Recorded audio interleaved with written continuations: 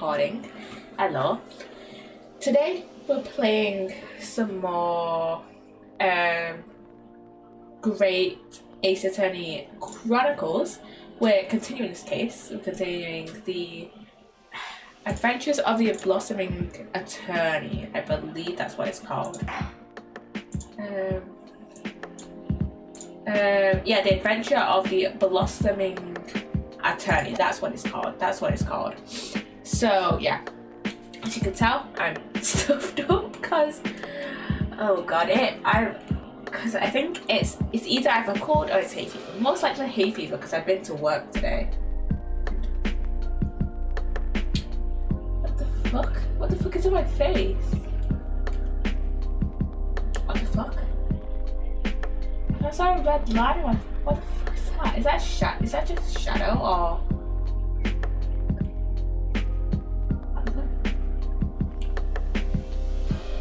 What the fuck? Is that just shadow? I think it might be. That's weird. Is it just shadow? I have no idea what that is. I think it might just be shadow. I thought it's just a shadow. I was so confused. And I don't even think you could see it. Okay, you could see it on the stream. I was checking. Oh shit, yeah, so I added some stuff off Etsy, or just stuff off Etsy. So I'm gonna show you those actually. I don't know if my webcam will die, but whatever. Yeah, I'm gonna show you the stuff I got off Etsy. So, okay, I'm just gonna grab my bag.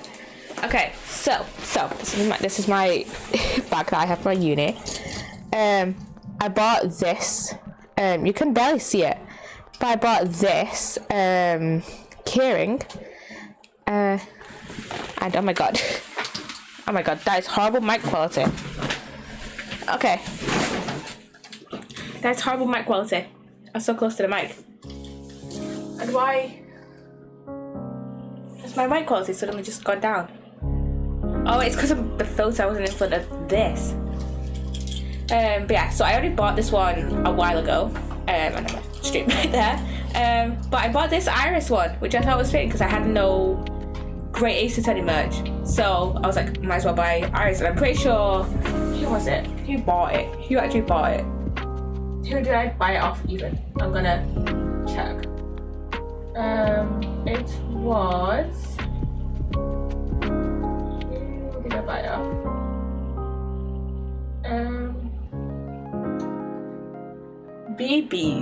BB's. That's who I bought it off. And they have a Herlock one as well. They have a Herlock one, which I really want to buy. I really want to buy the Herlock one, so I'll buy that when I next get paid, which would be in like 2 weeks. Yeah, 2 weeks today. I get paid. I work in 2 weeks today, so yeah. Also, but this one you can't see. This one, which is Krobus from Stardew, because I've been playing a lot of Stardew Valley recently, within the last like month, or like within the last like 2 months, and I love Krobus, so makes sense. I might have to take these off tomorrow because these make a lot of noise when I walk about, so either I might have to take these off or put them somewhere, put like each one on separately on a different part of my bag. Like I'm gonna keep the Krobus one on this zip here, and maybe the Adrian one on this zip here, but then comes the question, where do I put Iris? So yeah, also something that I completely forgot about. I need to get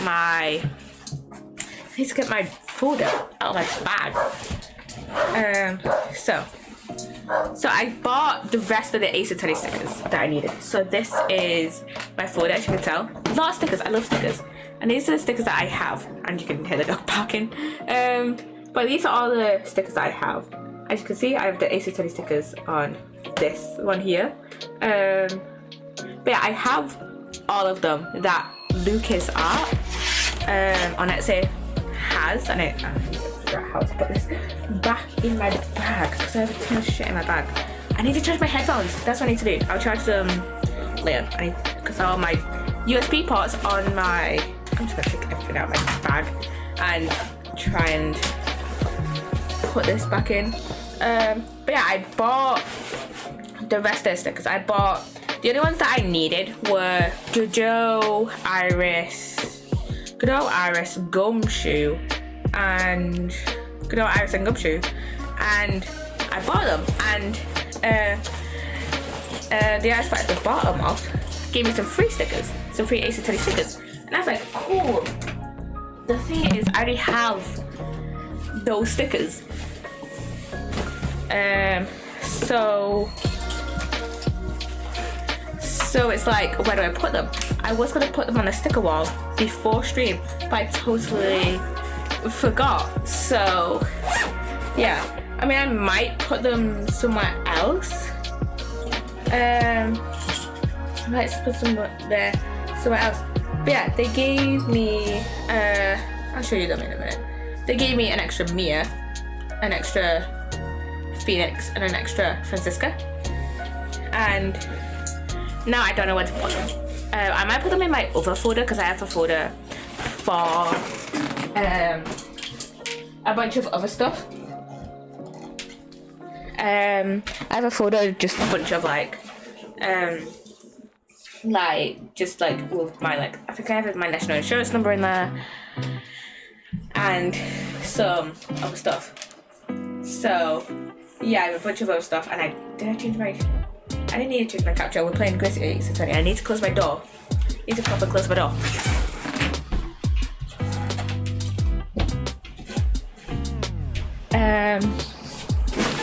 But yeah, I don't know what to do with those other stickers. I might put them on the sticker wall, I might not. So yeah. Also, we could put them next to Edgeworth here, which you can't read the text of it, but it's that meme of "You are not a clown, you are the entire circus." Because if you don't know, that's not an actual line in the entirety of the first Ace Attorney trilogy, which this sprite is from, because there's only 4 2D games. There's only 4 2D games that have a remaster. At least I don't know about the DS versions or the GBA versions. No, the GBA versions would be 2D. But I don't know about the DS versions, about whether they're 3D or not. But yeah, in all the remasters, Edgeworth never says the line "You are not a clown, you are the entire circus." He never says it. The 4 2D games, by the way, are the first Phoenix Wright, the first Apollo Justice, Trials and Tribulations, and Justice Raw. That was all sorted. And he never says this in the entirety of those games. Actually, I'll take all 4 of them. But I feel like if he was the prosecutor for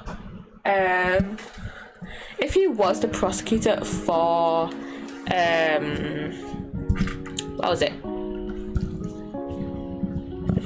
Prosecutor for Turnabout. Oh, I almost fell over. I lost my lid to this, by the way. I lost my lid, and I don't know why I went. If he was a prosecutor for Turnabout Big Top, then he would probably have said this line, but he didn't. He wasn't a prosecutor. Francisco was a prosecutor for Big Top, so yeah. Anyways, I need to change my capture. Oh yeah, because I was recording shit before stream. But yeah. Let's load game. Pack 1. We completed. Oh yeah, we changed. Oh yeah, you should have heard the Steve achievement then. I changed the outfits of the characters, so I feel like that's just spoiled it. That maybe Ryunosuke, and we're gonna see Ryunosuke and maybe Her luck may be at the end of this. I'm so sorry, Susato. I should have told you about the toxin. Ray. You have a strong sense of responsibility, I know. That's why you decided to shoulder the burden alone. No, that's not it at all. I was just scared. I was scared of my own failure coming to light, that's all. So I hope to retrieve the substance from the Englishwoman before anyone found out. Before this trial started, do you remember what you said, Susato? That you had no doubt in your mind about my innocence, that you'd stand by me to the last? I remember. And yet I didn't deserve your trust in me. I had important details from you, Susato. I completely betrayed your faith in me.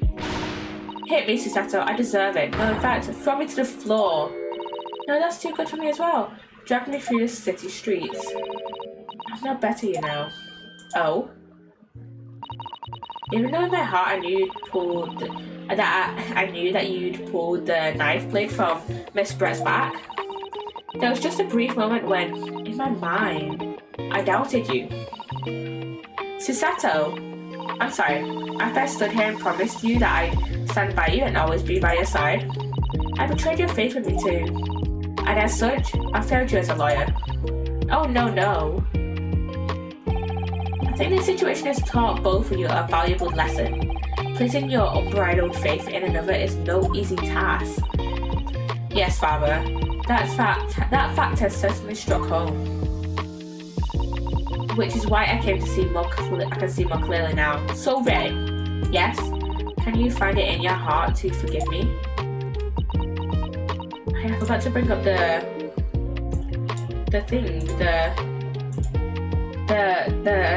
strategy wiki so I can look through this. See how long it will be. Yeah, so we should be on trial part 2.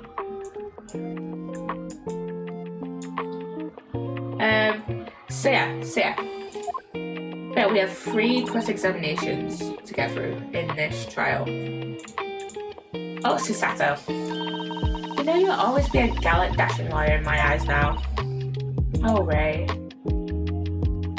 I love these two. I was so scared, you know, when it happened. I didn't know what was going on. The Englishwoman was sitting at the back of the hut, listening to what I was saying. I knew it was you who stole the poison. Well now, whatever do you mean? And then, a moment later, she suddenly got to her feet. Before collapsing on the floor in front of me, with a knife in her back. It all happened right before my eyes. And you were the only people in the hut at the time? That's right, just Miss Brett and myself.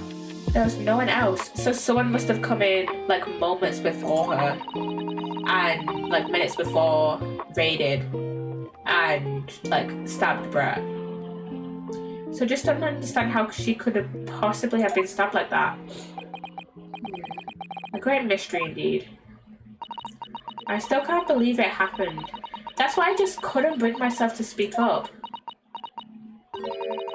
It'll be alright. However it happened, and whatever really went on by the sea that day, I promise you that I'm going to prove everything you said what you saw is true. Spoken like a true Mikotoba. Now, I think we should discuss what's coming up in the trial, don't you? We don't have much time. We must make sure we have our facts in order. Yes, I expect the poison is going to come under close scrutiny in the upcoming proceedings. The police should hopefully have identified it on the blade by now. The trouble is, it's a completely new laboratory synthesized blend of alkaloids. The police won't have any way of testing for it. Oh, I see. Yes, without this chemical reagent, it's impossible to detect the toxin. Chemical reagent? I sent a colleague of mine off with some earlier to deliver to the police headquarters. I think you should have some as well though, just in case. And it has been added to the court record. What's the matter, Susato? You're suddenly very quiet. It's this newspaper article. exclusive, deadly poison stolen from UMA Medical Research Laboratory. I'm wondering how the information got out, given that it was a government secret. It was all the English woman's doing. Yeah, maybe. What? It was when the professor and Soseki-san were being interviewed at the laboratory. Oh? That so-called English lady swaned in and, without any compunction, said to Professor Mikotoba, "Oh, Professor, surely your guests would love to hear about your work on that substance there." How did she know about the poison, though? It put me in a very awkward position, to be frank. But Soseki-san's curiosity had been piqued, so I had little choice but to give him a cursory introduction. So then Soseki-san knew about the poison? Yes, and it's highly likely that the reporter who was writing up the story about us would have caught a glimpse of the toxin too. This, many memo-san. By the way, did that reporter join you all when you went to the beach? Oh, no, I don't remember the reporter being there. Indeed, he shouldn't have been. I very much doubt anyone would have wanted him there. Oh, a known criminal had been given permission by the authorities to bathe by the seaside, so Soseki-san pointed out that inviting a reporter might be problematic, so the man was sent back to his office. Yet he obviously didn't go back. He secretly followed the party to the beach and took this very candid photograph, and then presumably he posted it anonymously to the police. Ah. Is this what's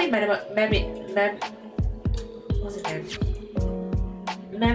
Mena? What? What's his name? I keep forgetting his name.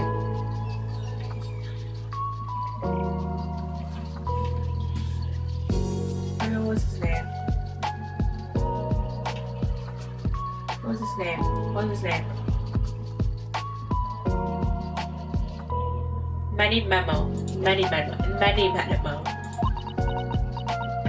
Did Many Memo kill Brett? Counsel, we've just heard that a new witness is now ready to testify.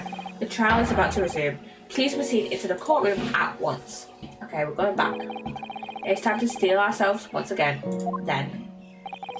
Defense attorney Ryutaro Naruhodo. Yes. Ray has put her faith in me now and told me everything, so I can't let her down. I have to prove that what she's telling the court is true. I have to prove what really happened that day. Let's go. Let's go.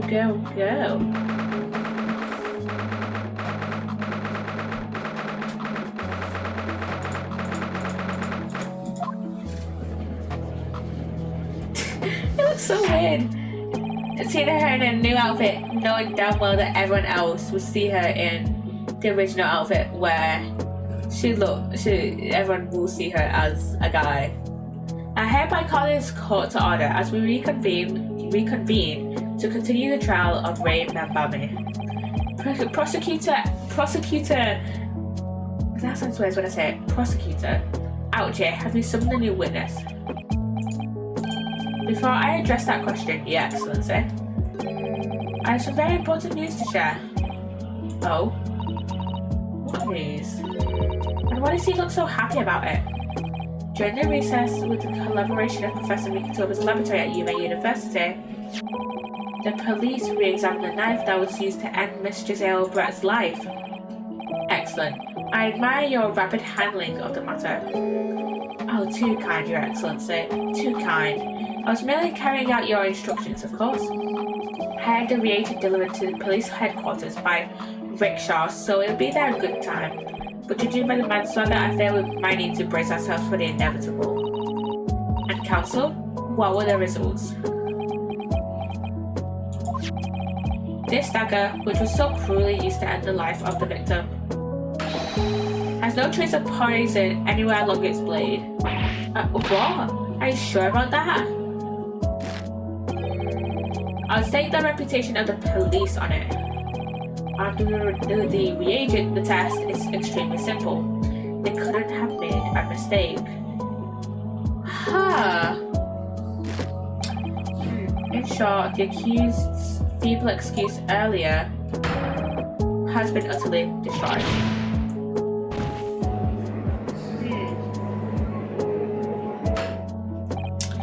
Now, the prosecution is ready to call the new witness. The newspaper reporter who managed to capture a photograph of the crucial moment. Good. Very well. Officer, bring in the witness. No trace of poison on the knife. Was that really the case? How could the toxin have entered the victim's body? Maybe she drank some? There he is. Witness, please state your name and occupation for the court. Rated many memo of the Shoyu News, and what people like to call a journal. What's a journal, Father? Do you know? It's simply a contraction of journalist. I'm now when the news breaks, putting pen to paper to catch those scoops so they're in the print that next morning. They don't call me the hero of the Herald for nothing. Nice got the news. Oh, so it was you who took this photograph, was it? Well, what have we here? I'm sorry. Oh, brace yourselves, people. Many memo senses a scoop in the offing. Female student up to foul play defended by curiously handsome young lawyer in Supreme Court. The readers will lap this up and will set it above the fold at 72 point in a 5-leg format for the modern edition. Understood? None of that! Huh? Yeah, right, huh. Right then, let's start with your name. It's Ryutaro Naruhodo. Next, what made you want to become a lawyer? I wanted to reform our country's legal system, I suppose. Ryutaro has suddenly become very ambitious, I see. I just borrowed Kasuba-sama's stream for a while. By the way, my name's Taketsuchi Aochi. That's Taketsuchi A-U-G. The so-called dark horse of the Supreme Court, my objections strike fear into every defense lawyer's heart. Except, every Naruhodo. No, the readers won't buy that. What? Witness? Yes. What this court demands to know is whether or not you were responsible for the taking of this picture. It was delivered anonymously to the Imperial Police Bureau only yesterday. Yeah, I wouldn't be a journal if I didn't click quick when presented a scoop like that now, would I? Sometimes stories call out to me, sometimes I have to chase them down. But either way, you've got to be fast. First, fast legs to run with and a fast hand to write with. It's no good if you don't know it down, I always say. That's what I call my many memoism.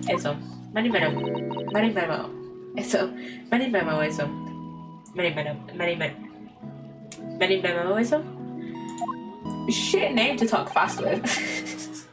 I talk way too fast for this name. Ah yes, I remember your face. Remember that day when you were interviewing myself and Soseki-san? Yes, right, that was me. Many memo again. But you were supposed to be going back to the Shoyu news offices after our meeting. The scoop is, I didn't, because that English woman's words had piqued my journalistic interest. Miss Bratt's word? A criminal, let her do as she pleases, just because she happens to be a British citizen? It's horse dung. This country's judiciary is rotten to the core. The Supreme Court's rulings aren't worth the paper they're printed on. The police are just imperial pawns. Stay your tongue, young man. There are complex political issues at play. Well, anyways, I quickly jotted down those words she said in my memo pad. Are you ready? I'll read it out. It's all here. Right, here goes. I should like to go with everyone to see your country's coast. A serious criminal going on some junket. The people need to know about this. That's why I decided to sneak after them. To get the woman's story so I could have her in the press. You mean to say that you did indeed witness it firsthand?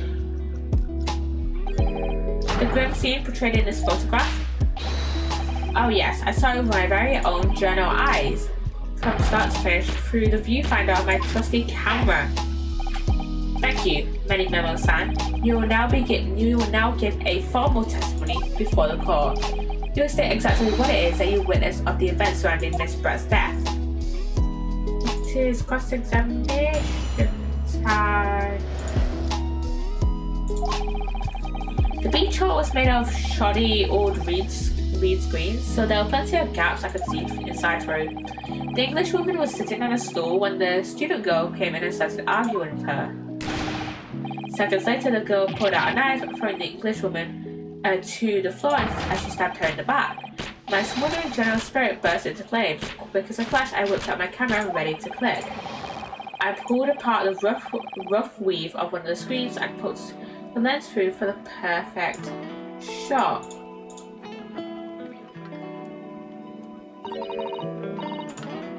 Read screens, you say? Right, you can see them clearly enough in that great shot I snapped. The hot walls were just screens made of coarsely woven reeds. Yes, it allows the breeze to pass through and bring some relief from the summer heat. And it was a breeze for me to poke my camera through and see the whole thing hotting up. Ignoring for the time being the appalling invasion of privacy involved, did you witness everything that happened from the moment the defendant entered the hut? Oh my god, I just realised that the goggles have the hearts, and that is so cute. I love that. Oh yes, I saw it. I saw the whole thing from start to finish. You say that you took the photograph through a gap in one of the screens? Luckily for me, they were pretty shoddily woven. I pulled the reeds apart and thrust the lens of my camera through the gap. Would I get away with it, or would I be seen? It was a gamble of a lifetime. A tenacity of purpose that's considering admirable in a journalist, I suppose. Run a risk one day, run a sweep the next. That's Many Memoism in a nutshell. At last, it would appear we have a genuine witness to this wicked crime. The evidence and testimony are extremely compelling. I believe we were maybe close to a verdict. No! Wonderful news, Your Excellency. Wonderful. Nevertheless, it cannot be denied that this testimony begs one very large question. What question? Exclusive news, a startling photograph, or the makings of an exceptional story for the reporter. Why then was the story never published? Oh, that's right.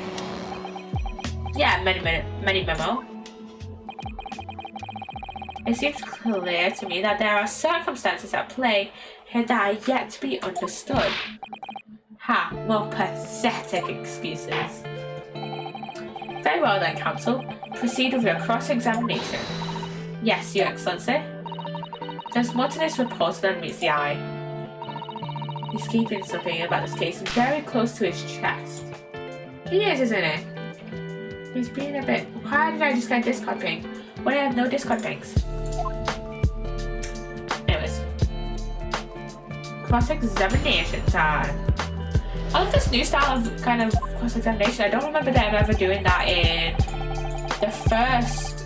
the Phoenix Wright trilogy, but now they're doing it in Appellate Justice and Great Ace Attorney.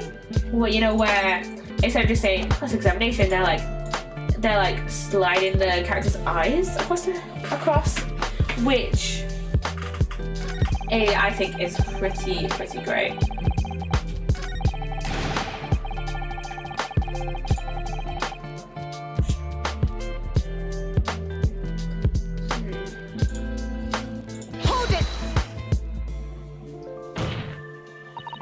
Do you swear before this court that you actually saw the precise moment when the stabbing took place?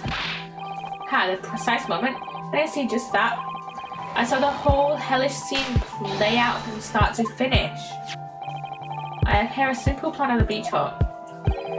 Perhaps you could use it to explain to the court exactly what you witnessed? Right you are. It's all here in my many memo pad. When I first headed into the hut, I'm sure that the English woman was on this stool at the back of the hut here. Yes, the accused's own testimony confirmed that.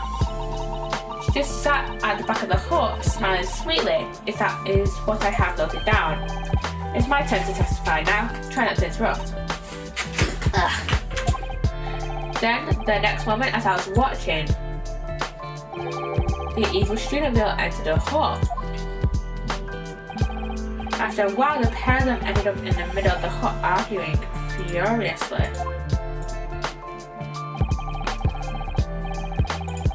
The English woman went for the student, but the girl dodged out of the way. And in a flash, plunged the knife into her adversary's back as the two passed each other. What you describe as a grim crime indeed. Never sugarcoat the truth. That's what memoism says. By the way, Memo-san, whilst you were watching that terrible scene unfold before your eyes through the gap in the screen, did it not occur to you to try to prevent the tragedy rather than capture it on film? Journalists have to be observers. We can't get involved. That's our raison d'etre. So you didn't converse with Miss Pratt at all? Obviously not. An observer always remains on the outside looking in. And that's something to be proud of, is it? Your Excellency, if I may. Yes, Professor? I think the witness's last expertly phrased statement should perhaps be added to his formal testimony. What are you... I will grant the defense's request. Memo-san, you will supplement your formal testimony with the aforementioned statement.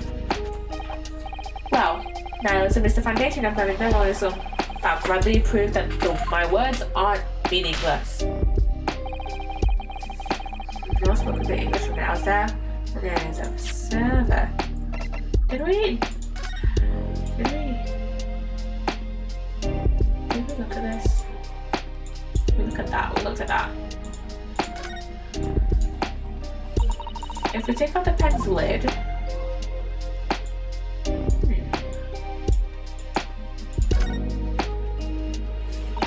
now let's unscrew the barrel, shall we? Oh, what are we doing?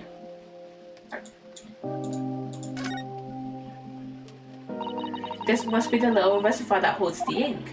Yes, you fill it by drawing ink from a bottle up through the nib. But there's no ink. Is something wrong, Father? You said there doesn't actually appear to be any ink in there, that's all. Oh yes, you're right, it's pretty much empty. Well, it could be on the verge of running out, I suppose. No ink. That is gone on the whiteboard.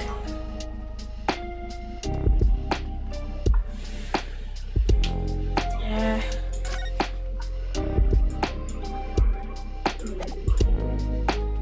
We're gonna present this. Objection! Memo-san, until now I've had a firm belief that newspapers are in the business of uncovering and publishing the truth.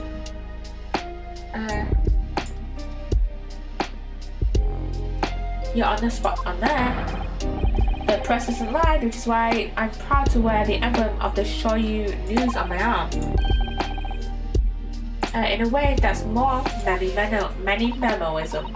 Sadly though, it seems the journalists who write for those papers don't always share the same passion for the truth. What are you suggesting with those recriminatory words, Counsel? Memo-san, do you recognize this fountain pen? Ah, this pen was found at the scene of Miss Brett's death. In fact, the murdered victim was gripping it in her hand as she died. What are you... If you look at the barrel of the pen, you notice that its owner's initials are engraved there. R.N. Yes, thank you for bringing that up, Counsel. The initials of the accused, Rain Mambame. Is it a coincidence, I wonder? That your initials are also R.M.? Oh yeah, his initials are... What are they? It's like Rated Memo. No. Rated Memo. That's horse dung. Can't you see? One of the central tenets of memoism is being a pencil user. Why do you have some blue shit on your arm then? On your hand then? And yeah, as a court would clearly be able to see it on your right hand. There's a very obvious blue ink stain. It appeared that you rather carelessly left it somewhere recently. Your favourite fountain pen, that is. Horsey Horsedunk. Many Memo-san. Is it not the case that before she died, you met with Giselle Brett in that beach hut? Also, I'm glad the sounds are back. They just died off last stream, and I'm glad the sounds are back. Why should we listen to this absurd nonsense? It's nothing but another excuse. Exactly. Shoyu News will stand behind me all the way. I deny everything. There must be as many people with the initials RM as there are stars in the night sky. The defense has neither the time nor the inclination to count every star in the sky. And there's no need anyways, because this pen has more to tell. Yes, there's another clue. A clue that undeniably proves who its owner really is. In that case, counsel, the defense will now show the court where this alleged clue lies. Of course, Your Excellency. The clue on this fountain pen that clearly reveals his owner's identity is present.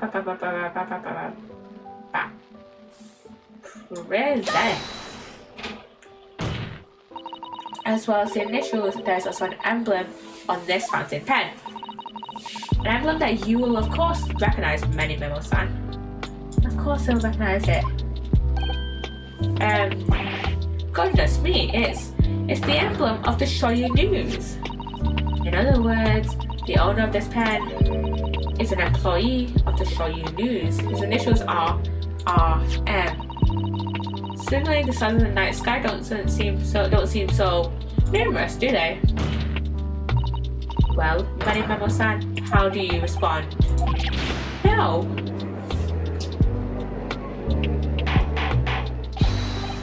Order! Explain yourself, witness. Ha. So, this is how the mighty Supreme Court works, is it? Using coercive tactics to have well-meaning citizens reveal harmless secrets. I've used nothing but honest tactics.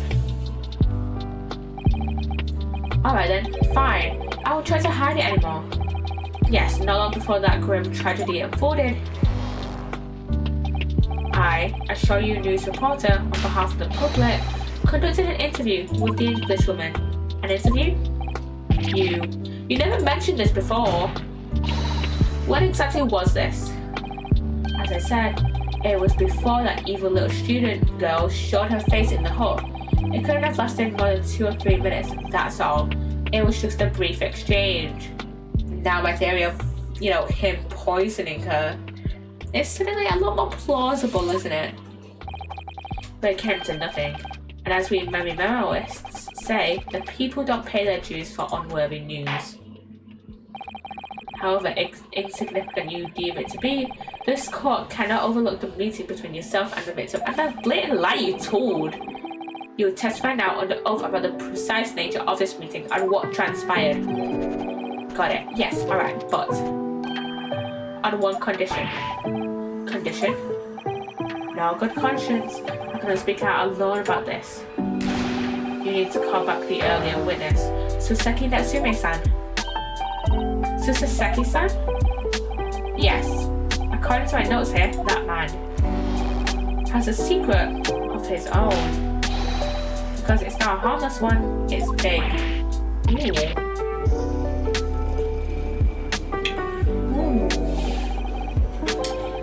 Many in some states that one man's secret is every other man's front-page story. Very well, I will grant the witness's request in this instance. Officer, summon the earlier witness back to the stand. Suseki-san, hiding something?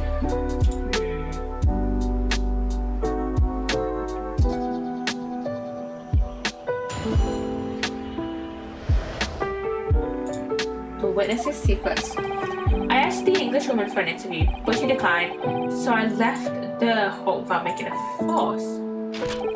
Then, watching secretly from outside, I saw the woman being stabbed and the other witnesses come running.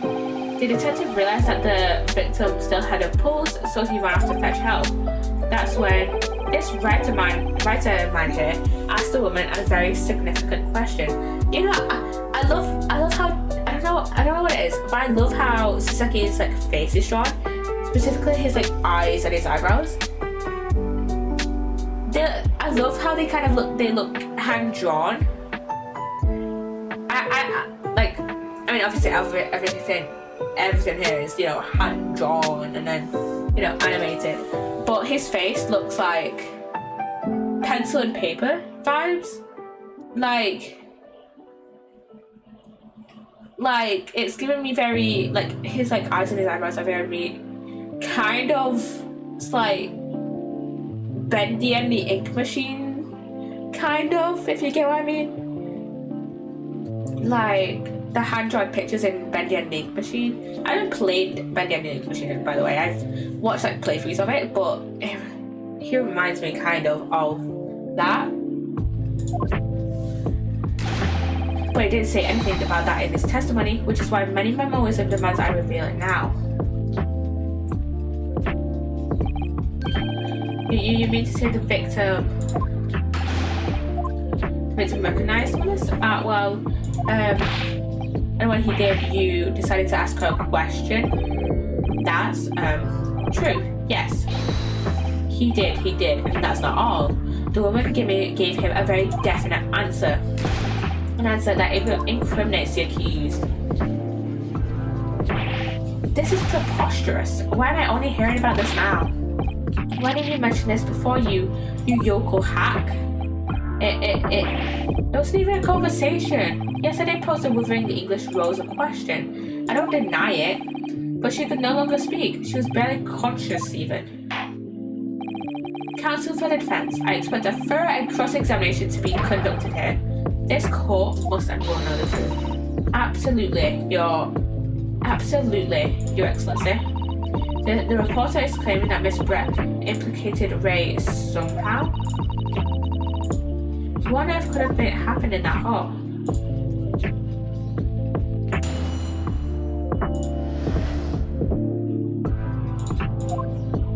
Okay, time for us sit for this cross-examination.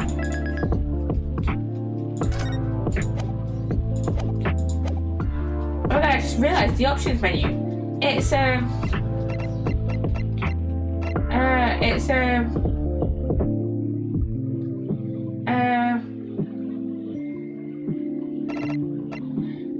the office back in London, it's Marinosuke's office back in, maybe we'll see if I go back to save.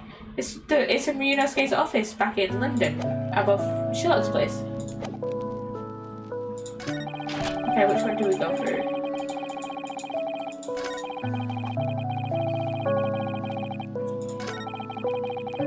Okay, that's a very significant question. What was that question? Again, I don't remember. What question? What exactly did he say? Well now, you should hear that from the horse's mouth, I think. Don't you, Mr. Right-Man? Ah! How was it, you yokel hack? What did you say to her? What did you say to that dying Englishwoman? Yeah, what did you say, Saseki? Well, in truth, I've been catching crabs at the water's edge and building castles in the sand, you see. Well, the seaside is a place to be at leisure, I suppose, even for a grown man. But then all of a sudden, from that little beach hut, a young girl's panic-stricken cries for help pierced the air. Ray. I ran up the beach to see what was happening, to find the defendant leaning over the collapsed victim. As soon as his Inspector Hosonaga saw Miss Brett on the ground, he sprinted off to get help. And then, just a moment later, I heard a faint moan, a moan from the dead Englishwoman. I nearly jumped out of my skin. Which is fair fucking enough, you know. But what did you ask her, Saseki-san? I asked her, who did this to you? Why do I keep getting pings? I'm gonna get fucking pings. Okay, why do I keep getting Discord pings? Don't protract any longer. How did the woman respond? She didn't. She didn't say nothing in her response. But when in the stand, you'll answer the questions asked of you unambiguously. Now, without evasion or reticence. What the fuck does reticence mean? Reticence. An unwillingness to do something or talk about something. For example, you are nervous or being careful. Okay. I will. I asked her who did this to you, but she never replied. She just lifted a trembling finger pointed in the direction of the defendant. Ooh. Hold it! Miss Brett pointed a finger at the defendant. Saseki-san, is that really true? It's not easy to stand here and say this, but when we first entered the beach hut, the Englishwoman was sprawled on the floor before us, with the student girl standing on the far side of her. And when I asked who did this to you, the Englishwoman summoned her last ounce of strength to point a trembling finger at the back of the hut, which was, it can't be denied, in the direction of the student girl who stands accused today.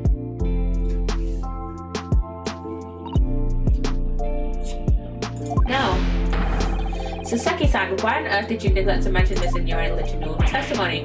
But fiddlesticks, I say. This is now British court of law. You will respond in Japanese. Yes, of course. The Englishwoman did point her finger towards the back of the hut, but I was trembling, and she was trembling, and everything was a blur. And thinking about it, I feel as though perhaps she was pointing in a slightly different direction. Actually, no, not slightly, in a very different direction to where the student girl was standing. So somewhere at the back of the hut where nobody was standing at all. You mean that your memory of the events and the direction in which the victim was pointing are both unclear?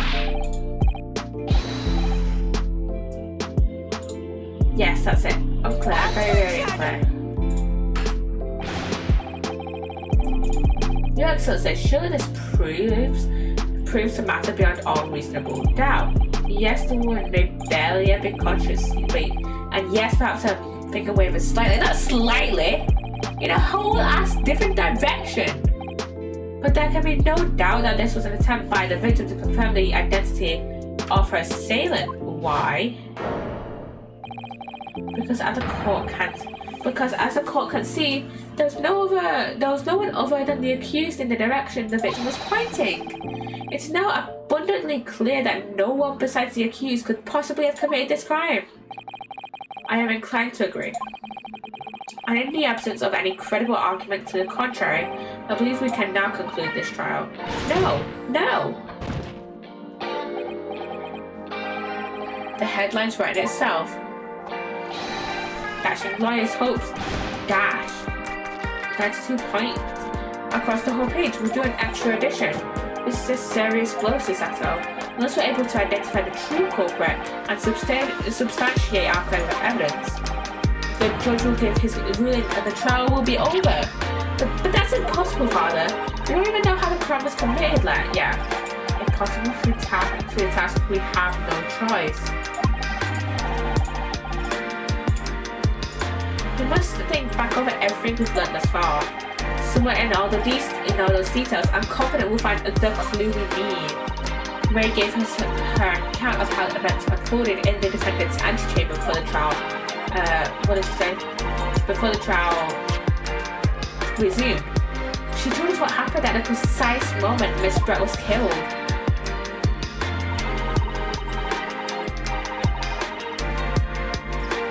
The Englishwoman was sitting at the back of the hut listening to what I was saying. And then a moment later, she suddenly got to her feet before collapsing on the front of me with a knife in her back. How could Miss Brett have been stabbed in the back in a beach hut that was empty but for herself and Ray? I think I know. So, examine. What if this hole was made before, whatever this made was before she was stabbed? before Ray ever came in. Somewhere amid all the information we've gathered so far, there must be an answer to that question. I take it then that the defense has nothing further to add. So, the gallant Yoko students finally ran out. I can't say I'm surprised. In that case, I am ready to deliver my final verdict on this matter. This is a cruel turning point now. If I can't establish what really happened, it's over. Where was the real culprit hiding? And how did he or she stab the victim? I know how. Objection!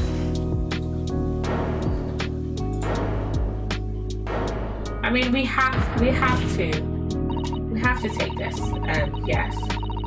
Your Excellency, I respectfully ask you to postpone your adjudication for the time being. Oh, to what end, counsel? The defense would like to present the court with an alternative theory. An alternative theory that can explain who the victim was actually trying to implicate with her dying gesture. An alternative theory? Ha! None exists. There was someone else present at the scene who could have committed this crime. What? And the victim, Miss Brett, tried to reveal who it was to those around her at the time. I must think all her remaining strength. I pointed a trembling finger in the killer's direction. This is fiction, fantasy. Very well. As you seem so sure of yourself, counsel, I am prepared to hear your alternative theory. So young Ryutaro Naruhodo? Yes, Your Excellency. You will present your latest theory to the court by means of this plan. At the moment, the culprit, the victim stabbed. Why exactly are you proposing the culprit was concealed?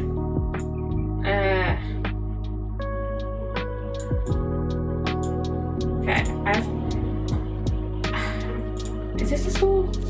I know where. Take that! The true culprit was in this area here. There, counsel? That's right, Your Excellency. I believe the culprit was hiding in the location I've indicated. Why? Oh, well, that's all I have to say. Okay, I'm gonna look up where this is.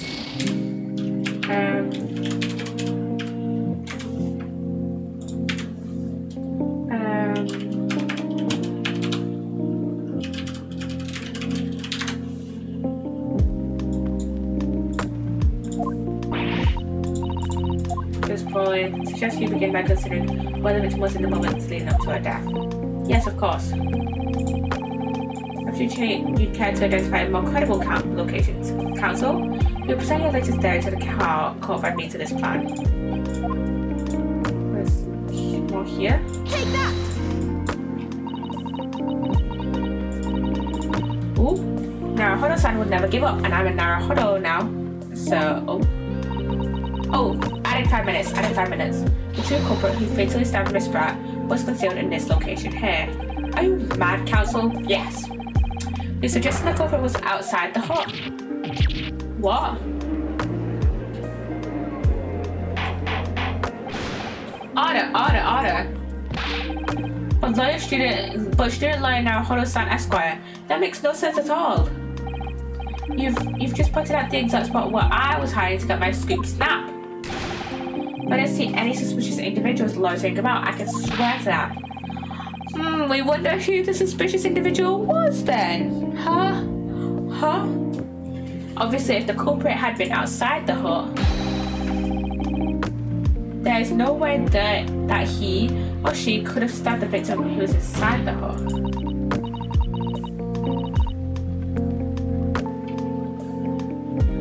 Actually, prefer the prosecutor out. There is a way.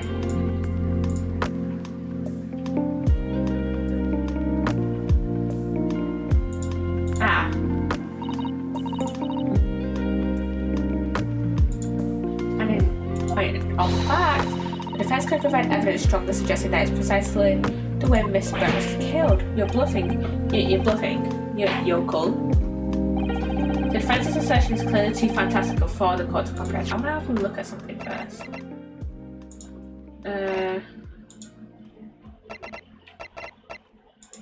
Not people. Not people. Evidence.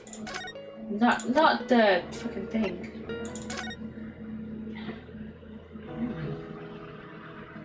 That's weird. That's just weird.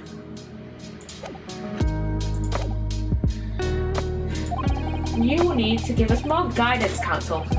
What piece of evidence corroborates your theory that the victim was stabbed from outside the hut? Not this. We already know. This. It's suspicious, isn't it? Back. Present. The original photographic print of the crime scene? Yes, it is clearly visible in this print. The trace of the fatal thrust that was delivered from outside the beach hut? Do you take us for fools? There's no hint of any such thing. Not sure that everyone present would agree. Someone at the least appears to have noticed what it was that I'm referring to. Counsel, once again, I must call on you to be explicit for the court. Where on this photograph is the trace of the stabbing which you claim took place from outside the hut? Here. What about here? Look closely just here. In the screen at the back of the hut, you can see effects of a blade having been forced through the reeds. No, I can't. I can't see any such thing. It's true that the hut in question has 4 walls as you'd expect. However, by parting the reeds, a knife blade could easily penetrate them. This is extraordinary. Yes. The true culprit actually stabbed the victim from outside the beach hut. Ah. And of course everyone present has seen there's only one person who could have done that. Only one person who was directly outside the hut when Miss Brett was killed. Rated Memo-san, it could only have been you. No. Objection! This preposterous idea leaves me almost speechless. Just look at the photograph again. The victim lies almost exactly in the center of the beach hut, does she not? Are we not to assume as part of this farcical scenario that the assailant was a knife thrower? No, of course not. We're not. If you recall the testimony of the defendant about the events just before the victim's death, inside the beach hut I confronted Miss Brett. Was she just down the stool on the back of the hut, smiling sweetly at me as if she knew she was untouchable? A stool. I would have a look at the photograph. The slit in the reed screen would align perfectly with the back of a person who was sitting on that stool. Okay, I'm going to do a 3-minute ad because I really need to go to the toilet, and we'll have a break. And yeah, 3-minute ad quickly.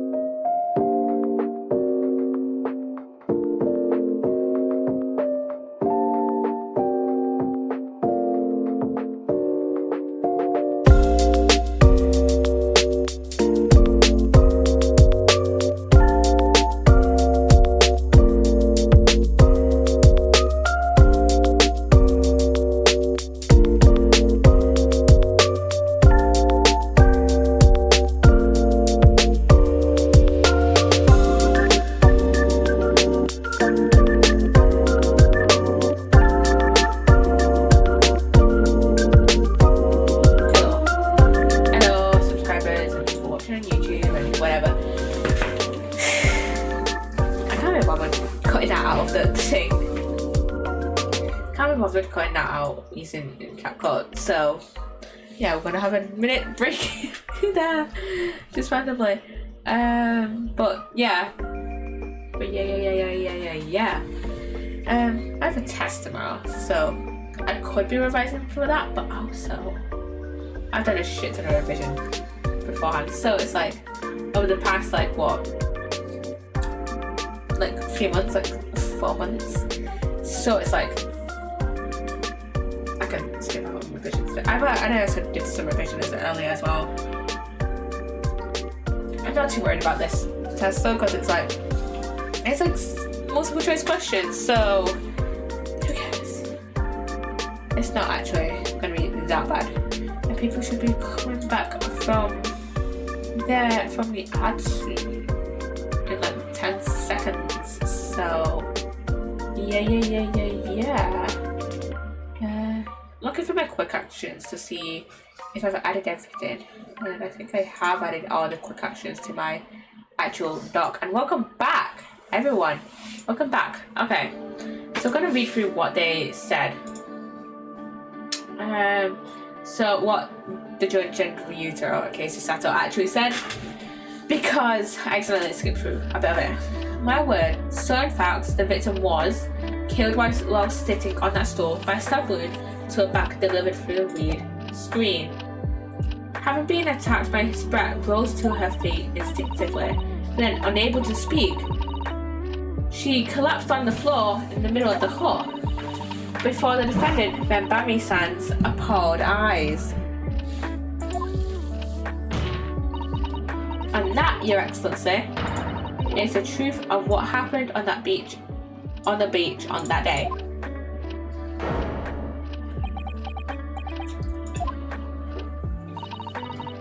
By his silence, Manimamo-san? By his silence, even. I take it you don't deny the charge. This is absurd. That'll do. It would appear that we have a tacit admission of guilt from the witness. Accordingly, this court has successfully established the truth of this matter, which means that the defendant, Bami-san, is innocent of the crime. Oh, thank goodness! I finally made him cave. I must say, I've never been more proud. No, this can't be. The Ouchi clan can't. What are my growth? My growth of hope. It wasn't all an apparition. I can't accept this. I won't. You have to. I see no reason for the continuance of this trial. I'll therefore move to conclude proceedings by delivering my final verdict and... Oh.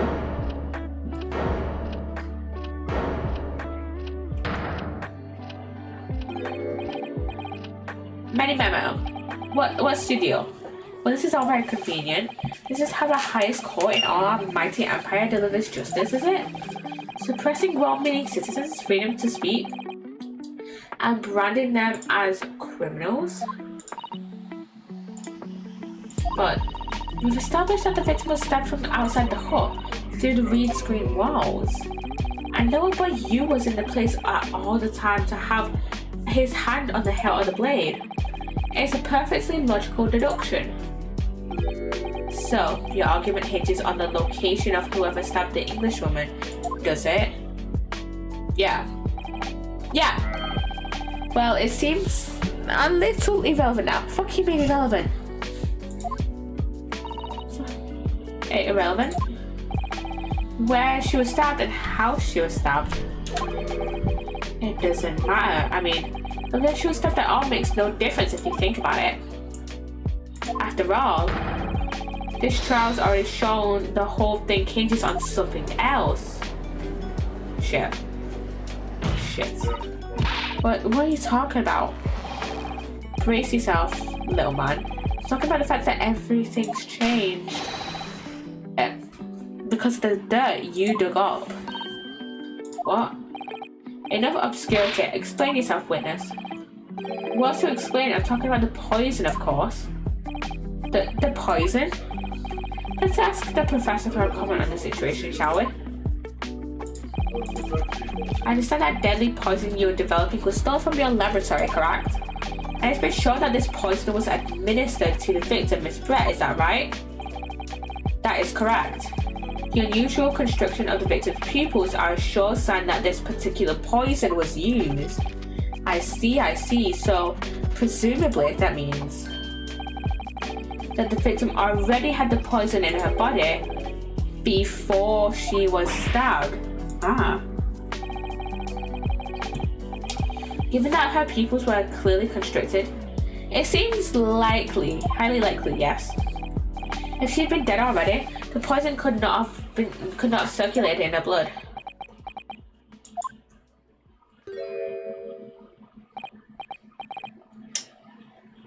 Fuck. How refreshing to hear the argument of a metropolitan.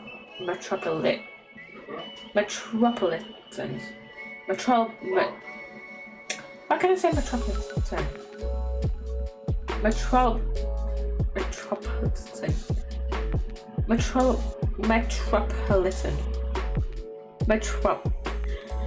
I've never heard anyone other than Americans say this, and I don't think it sounds right in British.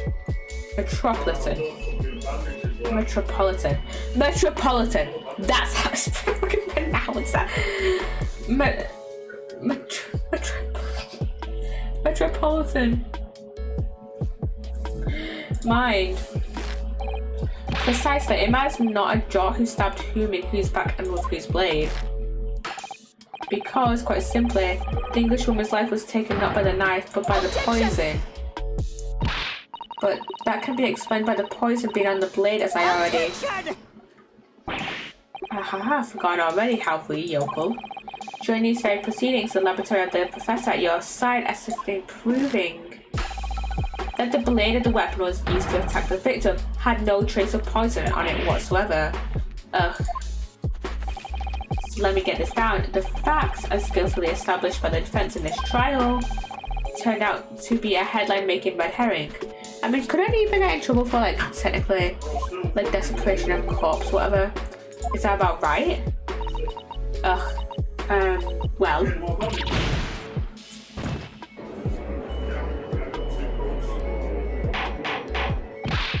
Order, but where does this leave us? How, in that case, did the poison enter the victim's body? There's an undeniably obvious answer to that. The lady most likely imbibed it. Imbibed? You mean she drank it? Drank. Double past tense. Have another look at the photograph here, as you can see. A bottle of carbonated water and a glass had been knocked onto the sandy floor of the beach hut. The poison could have slipped into either. So somebody made Miss Brett drink it.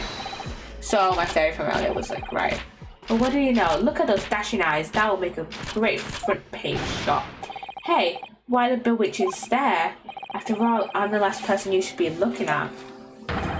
It would make no sense at all that I poisoned the woman, would it? I mean, that's been established already. But it has been established you were in the tent, in the like little hut at some point with Brett.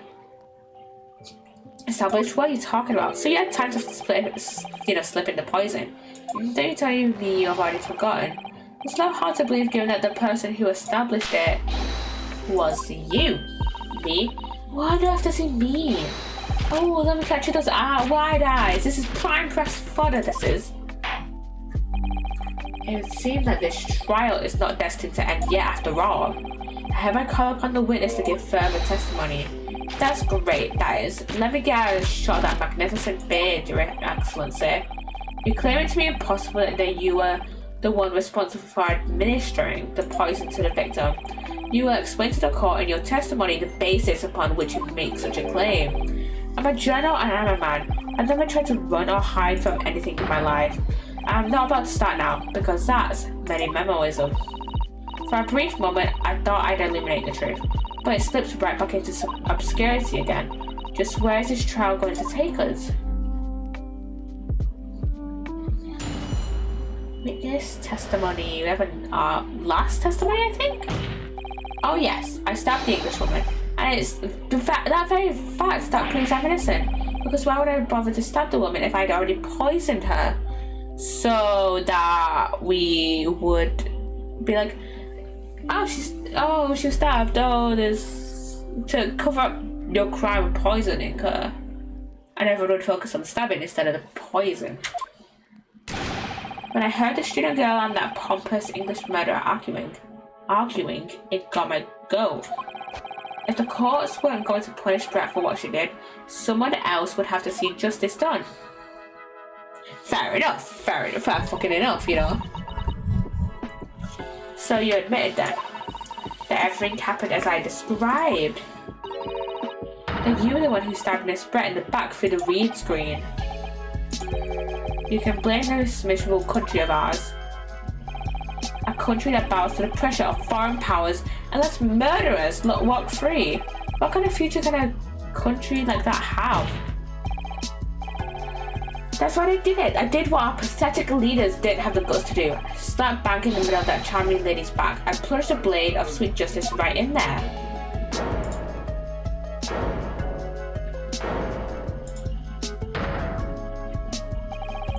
As someone who spends his life seeing that the truth is told, I feel really, really awful about giving false information in my testimony before. But as it turns out, there was somebody else who had it in for the victim and got to her before me. That's right, you guessed it. That pretty little student girl. Now there's a woman after my own heart. You implicated Ray again. She's the one who gave the poison to the English woman and ended her pitiful existence.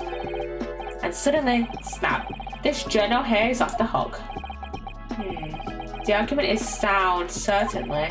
If the witness had administered the poison to himself, he need only have waited for it to take effect.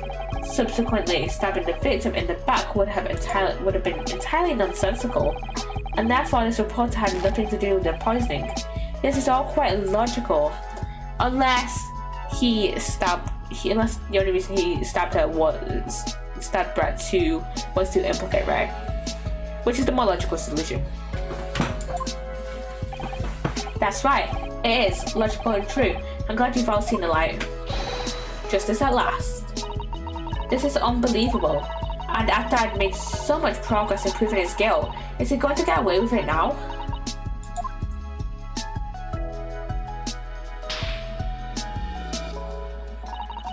Think of Kazuma-sama and Naruhodo-san. They never stopped looking for a way forward until the judge's final gavel.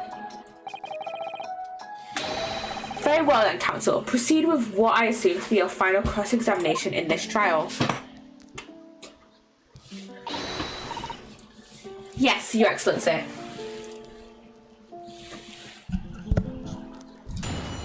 Cross-examination time. So it's time to save again, I'm guessing. Options, save.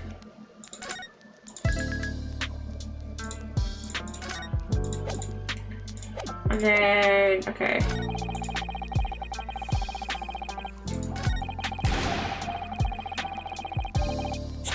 Hold it! What was the argument about? What exactly were they arguing about? About what happened in that restaurant 9 months ago, that's what. The student girl was laying into the English woman for killing her beloved mentor, Dr. Wilson. Yes, John H. Wilson. How did he know that Ray was, the student of Wilson? Because wasn't that revealed in this trial? A professor of medicine invited here from England by Professor Mikotoba, no less. Right, but the English woman just jeered. Her case was to be heard by the British Consular Court in Shanghai. However, there is little doubt that she would simply have been acquitted and sent back to her homeland a free woman. It was eating that student girl up inside, and you can see it. I really felt for her.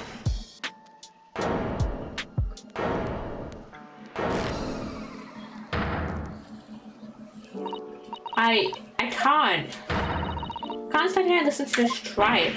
Ray, young girl, you stand accused here. You can't blurt out whatever whenever you feel like it. No, you can't.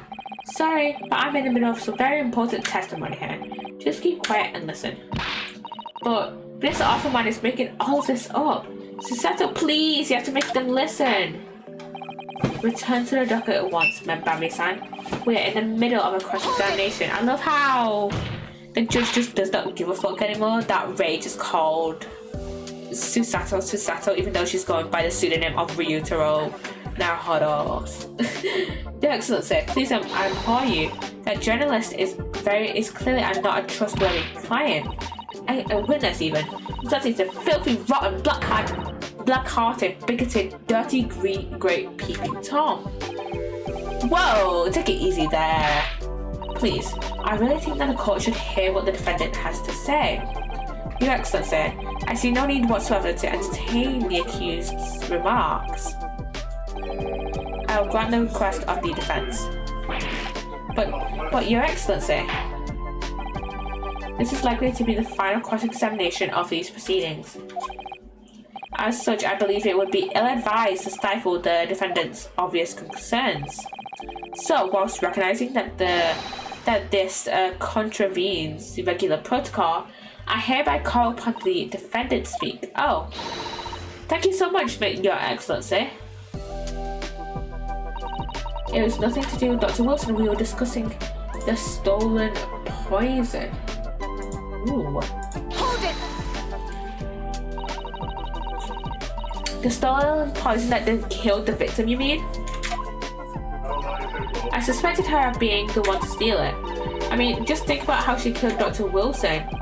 That's true. Additionally, Miss Brett certainly had knowledge of the new poison, but surely it would be no easy task to steal a highly secret toxin being developed for the government. Indeed, all visitors to the laboratory are thoroughly searched when they leave. Even if a thief managed to avoid being seen by myself or a colleague, getting the poison out would be very difficult. That's true, I pestered Professor Mikotoba until he agreed to show me the poison when I visited his laboratory. But as I left, I was searched from top to tail. Miss Brown rather bluntly revealed the existence of the toxin we'd been developing, you see. And since Soseki-san expressed such an interest in it, I felt unable to refuse. Obviously, I gave nothing away other than the fact that it was an extremely potent substance. I'm very ashamed of myself. It's just that I've had a singularly terrible experience with a deadly poison. I wanted to look my old enemy in the eyes. Surely you can understand that. To find out if my suspicions were true, I confronted Miss Bratt about the poison. I told her that if there were to be an incident involving it somehow, it wouldn't just be the university. The military would be dragged into it. The whole government even. It would be a complete disaster. And how did Miss Brett respond to your concerns?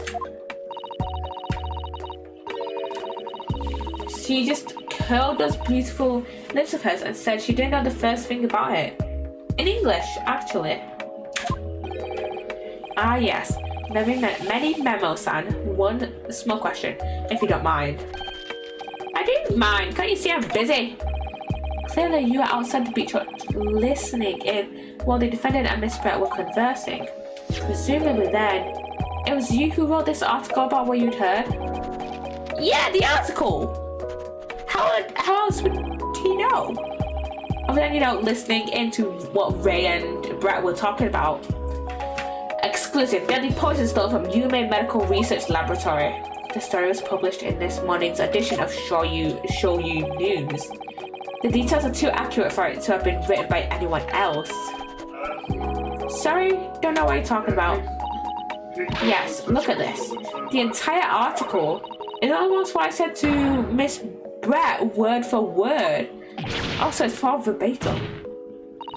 Well, many memo-san. As a journal and as a citizen of a free country, I don't have to reveal my sources. It's a founding principle of many memoism. Isn't also a part of journalism having sources and, fucking referencing? Father's clearly right about this. That reporter did write that article and he based it on what he overheard from outside the hall. and the poison article has been updated in the court record. So that's what it's all about. You were trying to cover up the fact that you were listening in. That's why you came up with that stinking story about me arguing with her. Shut up. My stories never stink. Look, whatever you say, you little girl, it doesn't alter the facts.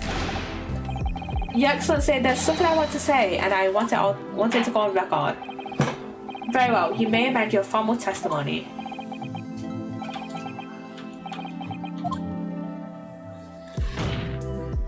The point is, if you poison someone, there will be no reason to then go and stab the person as well. Let's have a look at the updated poison article.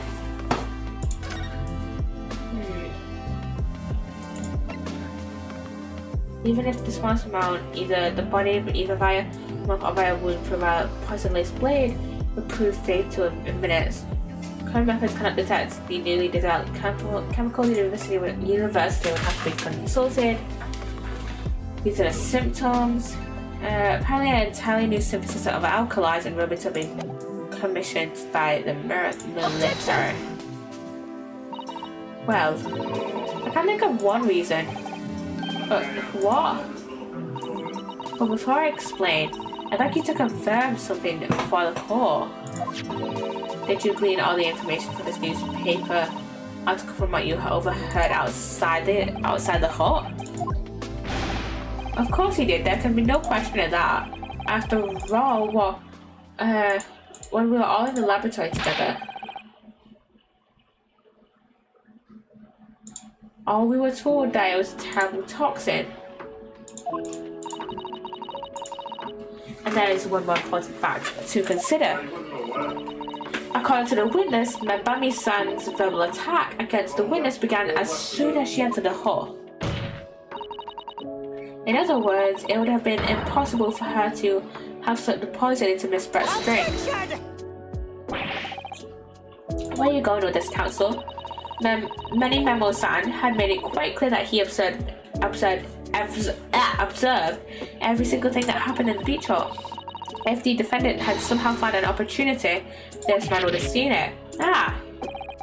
Which means that Miss Brett couldn't have imbibed the poison whilst the defendant was present.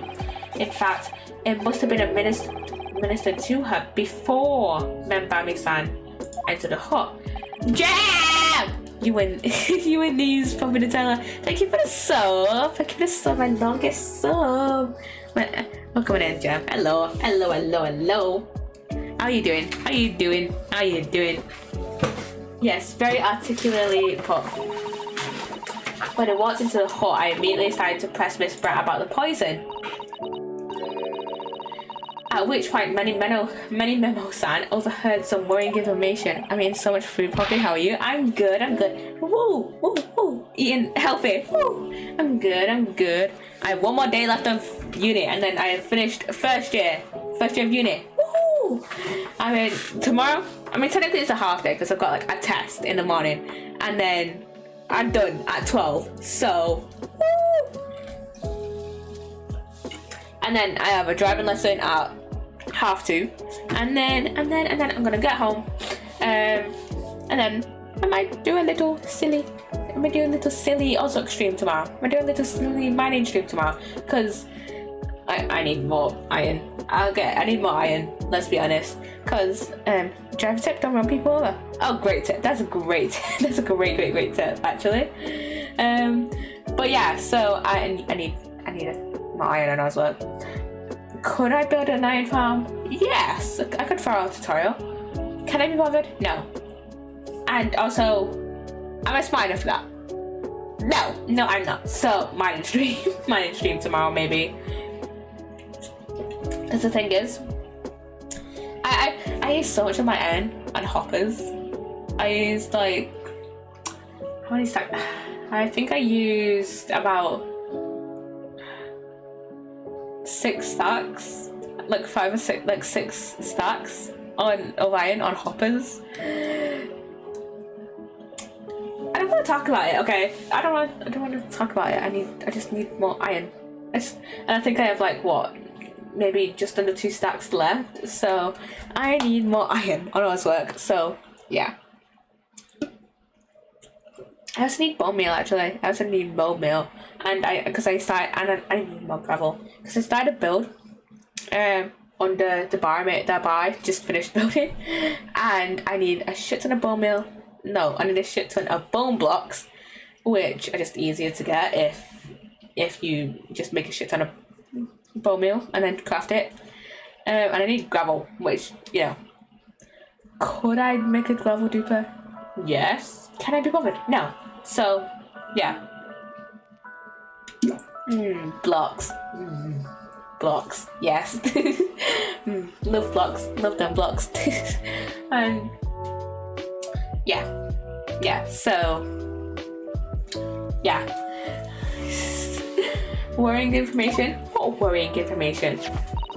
The information which he subsequently included in his newspaper article, namely that the poison was being developed in strict secrecy and that it couldn't be readily obtained. Absolutely. In fact, that's quite an understatement. The only possible place that it could come from is my lab. And furthermore, anyone inflicted by the poison would exhibit telltale signs in death. The extreme constriction of the pupils. Yes, it's quite stark when you see it. There are other poisons that show similar symptoms, but none among new substances that are undetectable.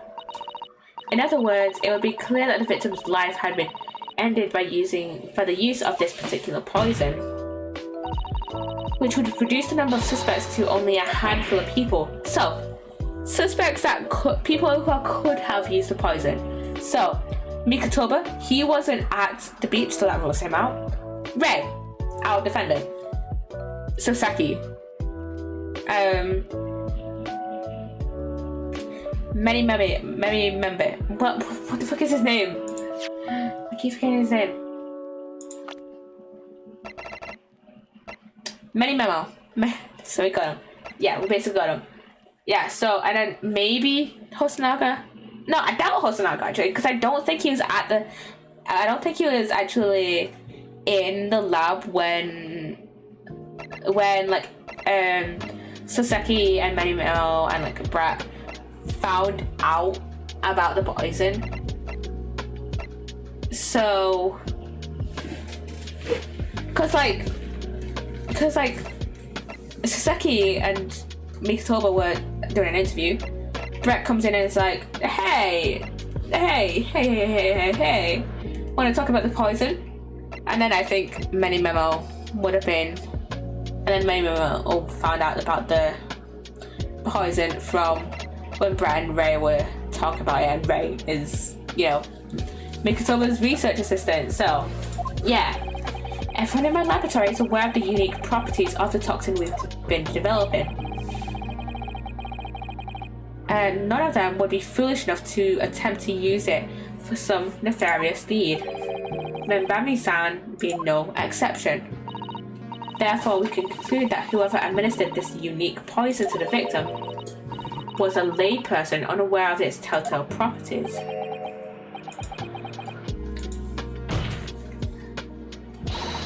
In other words, someone like you rated Many Memo. We got him. It was you who stole the poison from the laboratory that day, and it was you who had administered it to the unwitting victim. But you quickly realized that was a terrible mistake, because the poison caused such unusual symptoms and was so traceable that you stabbed her from behind. As you listened in from the far side of the beach hut's thin walls, you learn of these facts. But you'd already given the victim the poison at that point. It was too late. So you hatched a plan to disguise your mistake. A plan that involved stabbing the victim in the back through the reed screen. But what good could that possibly do? Isn't that obvious, Council? The plan was to kill Miss Brett before the poison could take effect. Once in the blood, the poison causes the onset of pupil constrictions. But he had hoped to precipitate the victim's death before that happened, hadn't he? Exactly. Because without any revealing signs of the new secret poison new secret poison's use, no one would ever have suspected. This is extraordinary. Yes, the effects of the poison meant it would be too easily identified. So the killer had to mask its use, which he attempted to do by plunging a knife into the middle of the victim's back.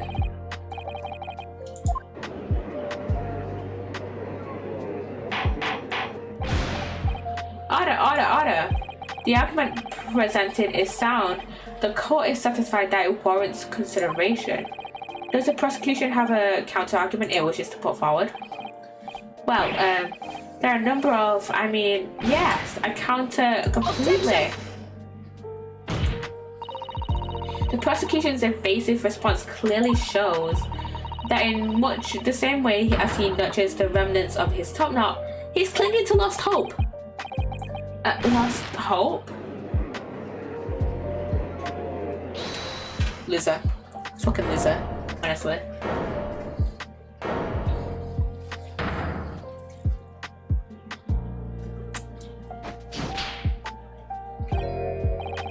You pathetic, useless, fallen samurai. Fallen? Who are you calling fallen? My burgeoning growth is, I don't need, a counter-argument. What are you talking about? It should be blatantly obvious. I stole the poison, you say. Gave it to the victim, you say. Stabbed her, you say. Lots of fine theories. I don't need a counter-argument because you don't have a counter-argument yourself. Where's your evidence? Yes, you make it all sound so plausible, don't you? But without evidence, it means nothing. I have an idea. What if? So, we open it up. Take a pen's lid. Let's go to the barrel. Open it up. Go. Something wrong, Father? Just that it doesn't actually appear to be ink in it. How are we trying looking for a different angle, maybe?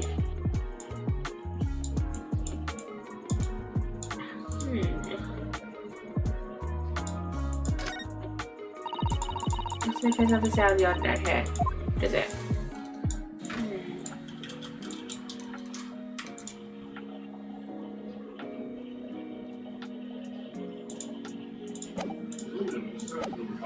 I have an idea though.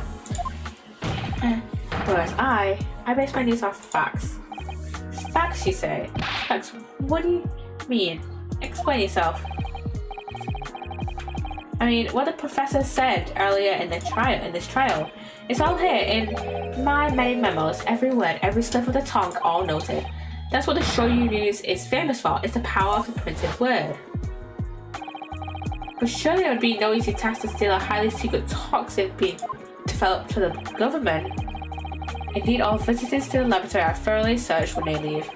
Even if a thief managed to avoid being seen by them myself, our colleague getting the poison out would be very difficult. How is that then? Blown the story wide open?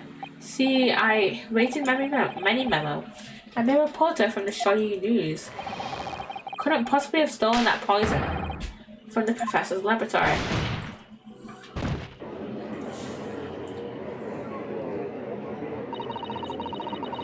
There can't be any questions of it. He must have stolen the poison that day. He stole it and used it to kill. And if that's the case, as you've identified, the poison itself is the definitive evidence we need, because whoever stole it from the laboratory that day is the true culprit here. What's your point, you annoyingly handsome country bumpkin? My point is this. There is one way that you, Many Memo-san, could have stolen the poison that day. I've heard enough verbal conjecture now. Thank you. What the court must be shown is evidence. What proof do you have that the witness stole the poison on the day in question? Now, let's examine this. Open this up.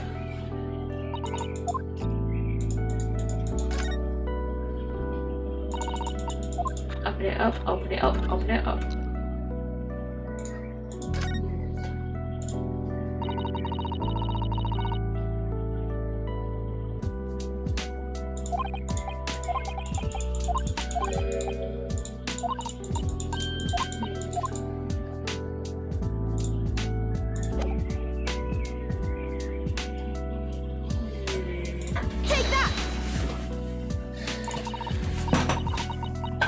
Your Excellency. The proof, Your Excellency, is this fountain pen. A fountain pen? How could that possibly be relevant? These magical pens somehow seem to have enough ink to write many thousands of kanji characters. I believe they arrived in our country for the first time some 15 years ago now. But I swear by a weasel's hair calligraphy brush and nothing else, these newfangled pens are merely a fad. Yeah, sure. Was a forward-thinking man of words? Obviously, I love my fountain pen. Suck up a sukon of sumptuous ink, and one's work is awash with words in the blink of an eye. Of course, the writer uses long words, man. That's right. Fountain pens have a small reservoir in the barrel, in which the ink is sucked up through the nib of the pen in order to write with later. What does this talking of sucking up ink have? And just as it's possible to suck ink up into the reservoir, it's also possible to eject it through the nib again, of course. My word, can this really be? Well, many Memo-san?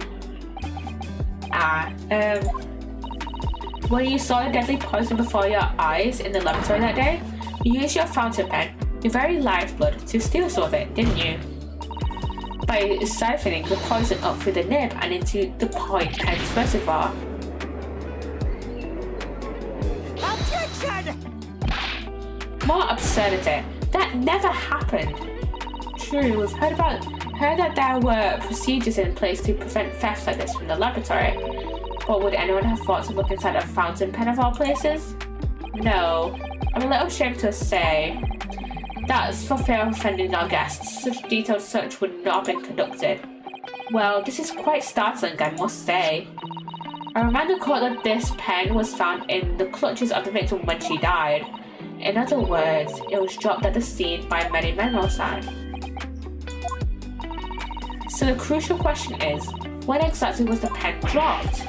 Are you suggesting the natural conclusion is that in your haste towards the victim was distracted for a moment, you dropped the pen after you'd emptied the poison from it into her glass? There could be any number of alternative explanations. For example, the witness could have been using his pen to write down details of his conversation with the victim. And when shocked by one of her outrageous answers, the pen fell from his clumsy hand. Except she refused to answer! No, that can't be. If it was, how do you explain why the pen was devoid of ink? What? As you can see for yourself if you examine the evidence, there would appear to be no ink present in the reservoir. One newspaper reporter goes to interview someone with nothing in his pen. No, the pen was dropped after the poison that filled its reservoir had been emptied into the victim's glass.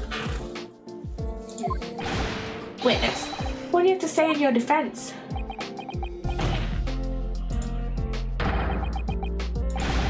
So this is how our modern justice system works, is it? So what if the ink in my pen runs dry? So what if my pencil snaps?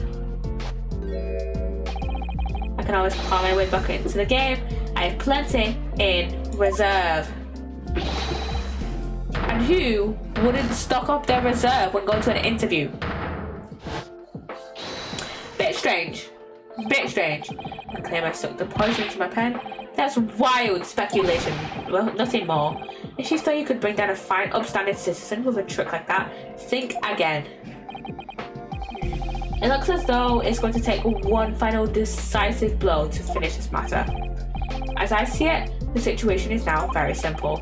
It rests upon whether or not this witness did indeed steal the poison on the day in question, and therefore, it all depends whether or not the defense can prove that he did with evidence.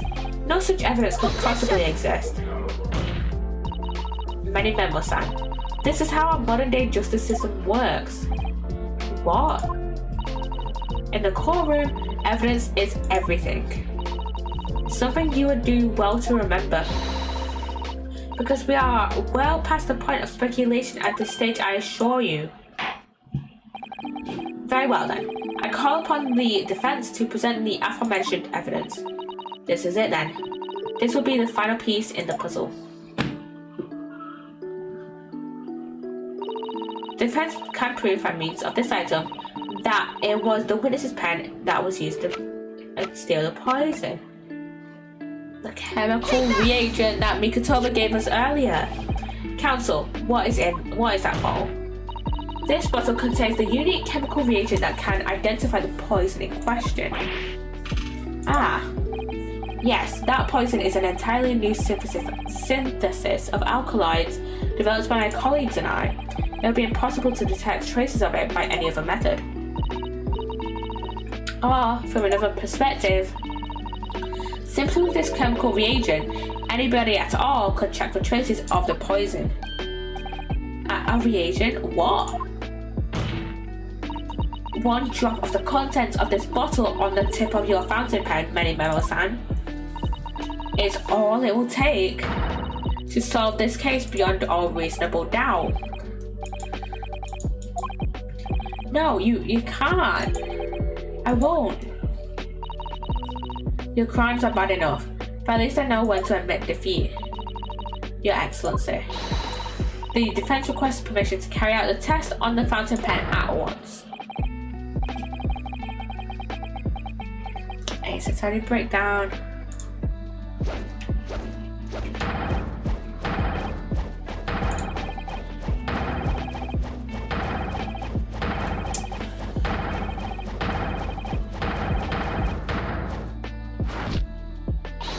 Psssttt, with me. I'm there. Psssttt, take down. Did I do it right? That was a Psssttt takedown, wasn't it? Not quite. That was a Ryutaro takedown.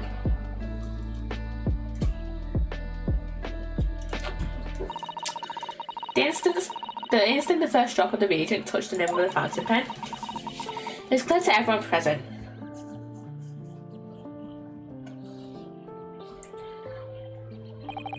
When I saw it there in the lab, the poison, the devil got hold of me and I decided to do it on a whim. I excused myself and I emptied all the ink down the sink in the bathroom, washing the reservoir out carefully. And then you waited for an opportunity to suck up some of the poison, didn't you? Into your fountain pen. Yes, that's right. Answer me one thing, Mikotoba-san. Why did you steal it? For what purpose? Isn't it obvious? To find out what it was made of and expose it in an article. I mean, it was a secret project after all, too juicy for a journal like me to pass up. Then why did the Englishwoman end up dead? I went into that hut intending to quiz her on her situation, that's all, as a reporter, a known killer enjoying full freedom, evading justice by leaving the country. I told her what I thought about it. And she just laughed in my face. Oh, what's this? A Far Eastern caveman purporting to practice journalism? Really? You must learn the difference between reporting and listening at doorways. You ignorant plebeian. What did you call me? This country, with its pretensions to a justice system to a press, it's really depressing. You see our superior ways in the West. You lack that mental capacity to emulate them. Get out of here, you oaf. Get out and crawl back into the cave you came from.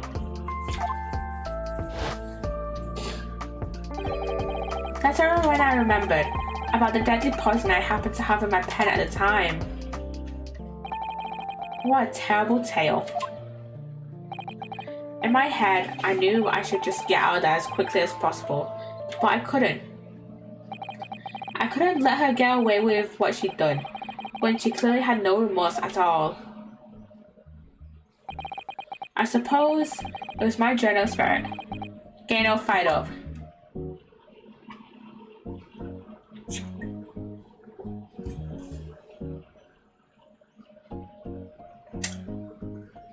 Wow. I mean, did she kind of deserve it? Did she not? Who am I to decide? I'd like to ask you something. Yes.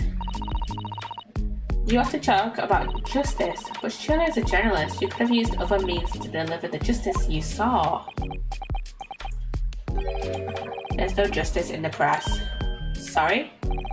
After that trial 9 months ago, I kept digging and digging to find out what happened in that courtroom. And finally, I discovered the truth. It was a cover-up, that's what it was. A cover-up? What do you mean? I would remind you of your position, witness. Be careful of what you say. Oh, come on, doesn't it strike you as strange? We're certainly not allowed to convict a foreign national. Consular jurisdiction should never have come into it. And yet that puffed up Englishwoman was going to sail away into the sunset a free woman. The only possible explanation is that behind the scenes, some deal had gone down between Britain and Japan. What sort of deal? I'd done my research, dug up all the dirt. It was all ready to be published. But you know what happened? The editor just tore the article up. He came under pressure from the government, you mean? If our government is going to let criminals walk free, if they're going to crush the free press, then what choice do I have but to see that justice is done for itself? Let's not forget, San, that you committed murder yourself and you tried to lay the blame at the defendant's door. Why not just admit to it immediately? I'm sorry, but you know better than Giselle. Brett. What? The truth is, you have no right to talk about justice at all. I suppose.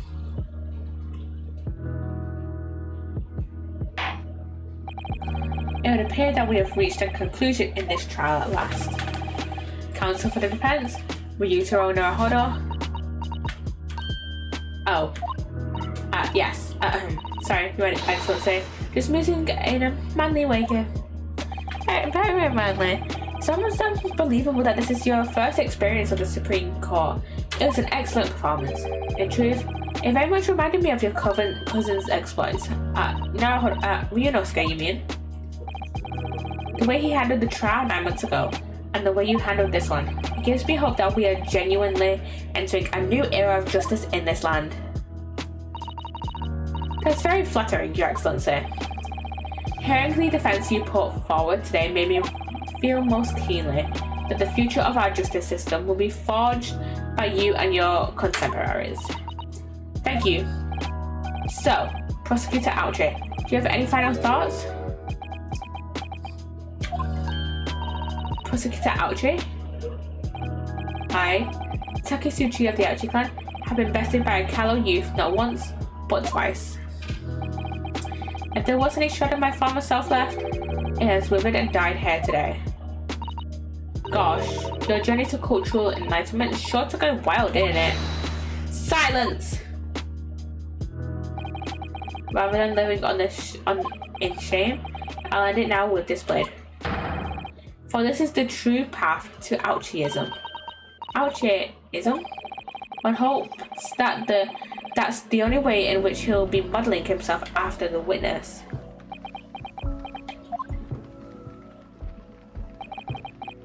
Sprig of my topknot, the time is right for farewell. Hope is lost forever. Takisuchi.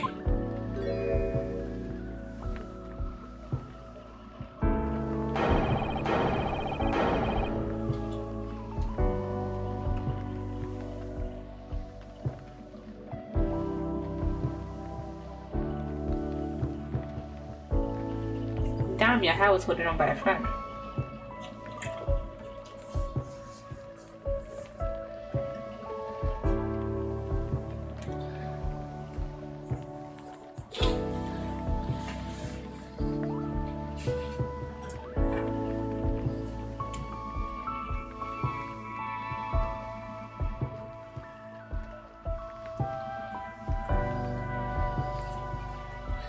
So, not guilty? Now, in regard to the defendant, Raymond Bami-san. Yes, Your Excellency. I have reached my final verdict. I hereby find you not guilty.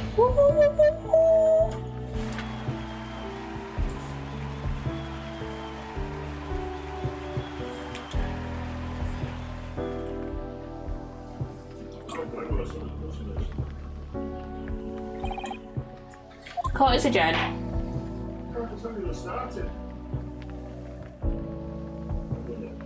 We want more. And we're back in the antechamber, in the defendant antechamber. It's over. My heart is still pounding in my chest though. It's all I can do. It's all I can do to just stay standing. Lawyers have such great responsibility, such a great burden to bear. Don't they? Naruhodo-san. That's his new outfit. Psssttt! Thank you so much. You were so dashing in there. Ray and Father. Honestly, I'm so touched by everything you... Oh no, I think I'm going to cry. It wasn't easy, but together we made it. I was on the verge of tears at the end too. The only reason I'm still here is because of you. Oh no, I can't take all the credit. It took courage to tell the truth in there. You did wonderfully, Ray. So I would have to say that the congratulations belong to you. Psssttt, don't be so standoffish. Sorry? We're friends, equals, and the trial's over, so no more of this formal super humility nonsense. It's time to celebrate with swagger, to throw caution at the wind. Caution to the what?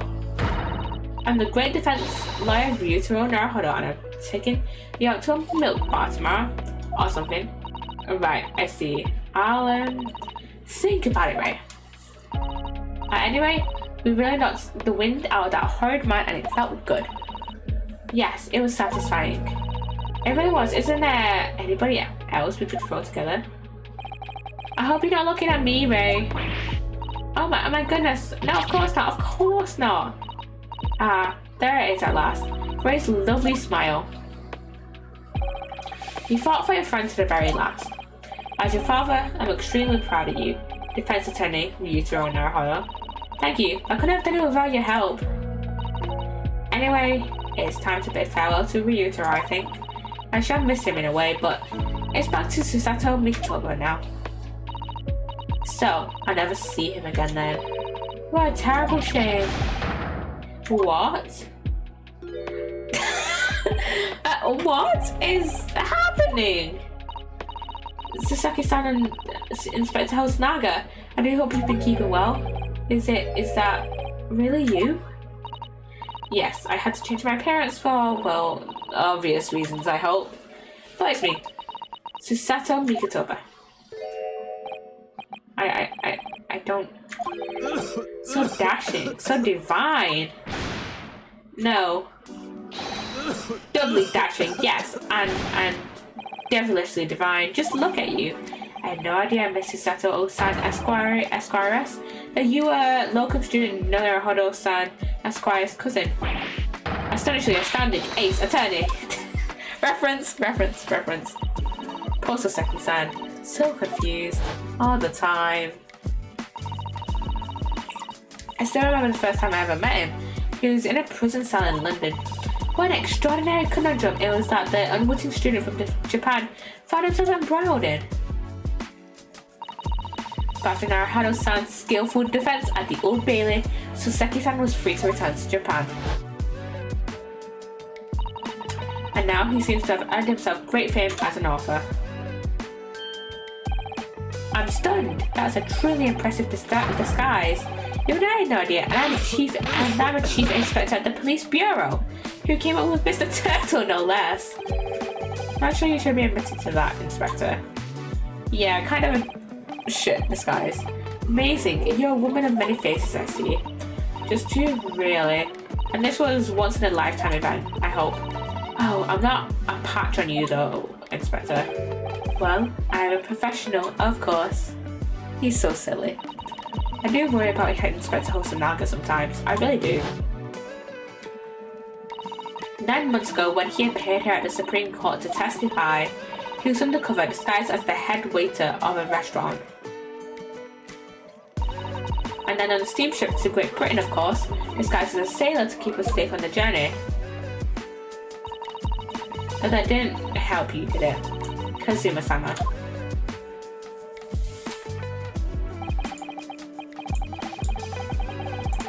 From my perspective, I have to admit that I have mixed feelings about this. I mean, now the truth has been lost forever. What do you mean? I'm talking about the murder that the English woman committed at the end of last year. Oh yes, it was an English doctor she killed, as I understand it. Yeah, it was Dr. Wilson. Dr. John H. Wilson, yes. The man I invited to Japan personally. The mystery is, why did she kill him?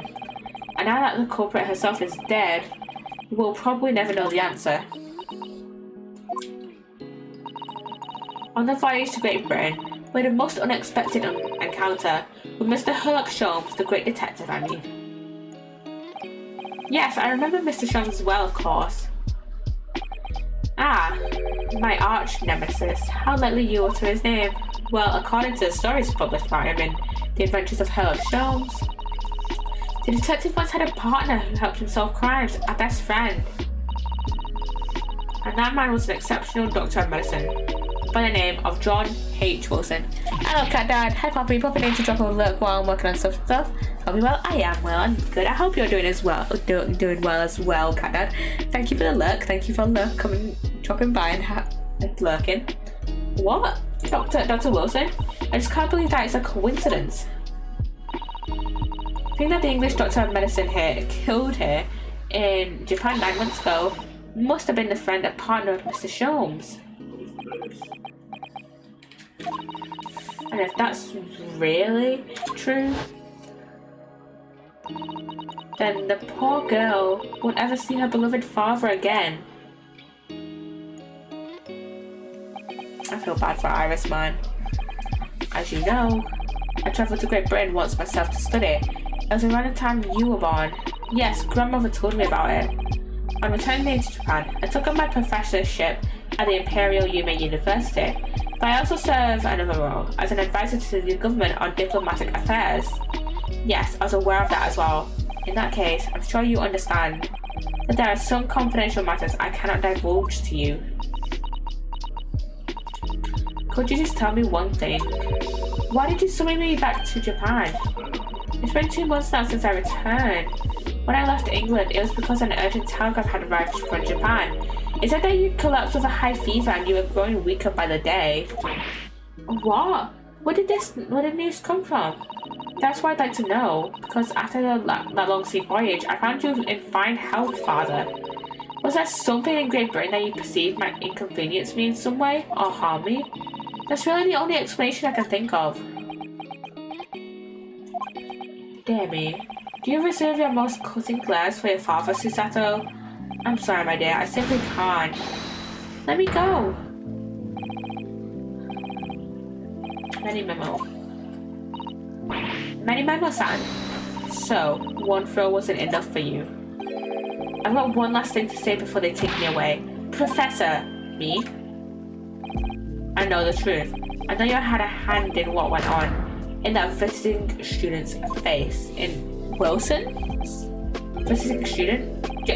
Brett. Giselle Brett, yeah. No, not her. The student of law who left for Great Britain 8 months ago. Ryunosuke. Oh, Kazuma! What, student of law? He must mean Kazuma-sama. What are you talking about? What does any of this have to do with Kazuma-sama? Nobody here in Japan knows anything about it. They don't know that the guy never made it. They know that the guy never made it to England. That he died on that steamship. Wait, the only people that know this are... Holy shit, Judge. Holy shit. I didn't expect to find him here. What were you officers playing at? Terribly sorry, Your Excellency. What was I gonna say? I don't even know. I was coming to tell you that the rickshaw has arrived, Eugene. And it's a good job I came by. Yes, thank you for dealing with him. And I'll be there shortly. Oh, Your Excellency? Ha ha ha ha. The trial's over. I'm not Your Excellency anymore. Merely your father's friend, Seishiro Jigoku. I would just call him the judge. I will not remember that name. I bet that name will never come up again. And may I say that since I saw you last, you seem to have taken on a more dashing appearance. Psssttt, did you know all along and start the trial? A judge sees everything, Psssttt. I couldn't let you take the risk. If Seishiro here hadn't known and that he'd recognize you, so I had a word in his ear beforehand, as an old friend. So Seishiro, shall we? Yes, having ruled in that case, we now have various diplomatic issues to address. Before you go, Father, sorry my dear, we shall have to return to our earlier conversation at a later date. But well done again, both of you. You did admirably. Oh, thank you very much. What do you think of my Seishiro sling, eh? It's been a while since I sent my friend about that like that. Whatever could Father be hiding from you? About Giselle Brett? About Dr. Wilson? And now it seems, according to the reporter, about Kazuma-sama. I'm going to have to bring this up with Father sometime, when nobody else is around. Judicial Assistant Mikotoba assigned Esquires. Could I have a word? Oh, yes, of course, Soseki-san. What is it? I think perhaps it could be fate that we're meeting again like this now. You see, there's something I need to tell you. Oh, I believe that may be related to the reason why your father summoned you back from England. This I have to hear. Please, Soseki-san, tell me at once. I will. As you know, my time in England was terrible, cursed, I have no doubt. Such awful things I was embroiled in. Thank goodness locum student Naruhodo-san Esquire stepped in. After he secured my freedom, I couldn't wait to get on a ship back here to my homeland. Having arrived in Japan, I submitted a report about my experiences to the Ministry of Foreign Affairs. The next I knew, I had a visitor. It was your father, Professor Mikotoba. He wanted to ask me all sorts of things about my report. My father? He seemed to be especially taken with a particular part of the report. Anyway, he left eventually, having thoroughly quizzed me. But it was the very next day that he sent a telegram to you asking you to return to Japan. What was it then? The particular part my father was interested in? I don't really know exactly. But do you remember them? Those two terrible cases I was caught up in? Of course, I can never forget. Your father seemed to concern himself mainly with the second case. The second one? You mean the one Mrs. Schultz forbade any of us to talk about in public? Which is why the only case involving you that any member of the public is aware of is the first. But I don't care, I don't have to listen to what that dastardly detective says. Anyway, the point is, it seems that case somehow holds the key to all these curious, unanswered questions. That horrific, hideous, heinous case, the case of the haunted lodgings. Haunted lodgings? That case somehow caused my father to summon me urgently back to Japan. I thought that whole business was over, but it seems I was wrong. Perhaps that was only the start. Perhaps the story is not yet told.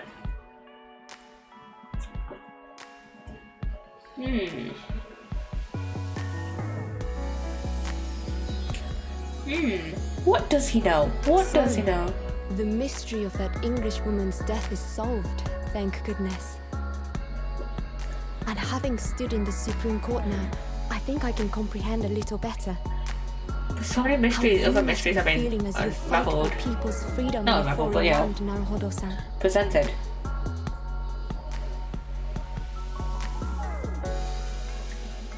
But actually, like for example, what I'm actually? writing to you today because of another matter. What does he know about I Kazuma? met Soseki-san and we talked about that second case he was involved in. Father has said nothing to me, but I feel certain of it. That case holds the key to some great unsolved mystery. My notes on the case should still be in the office, tucked away at the back of the shelves on the left.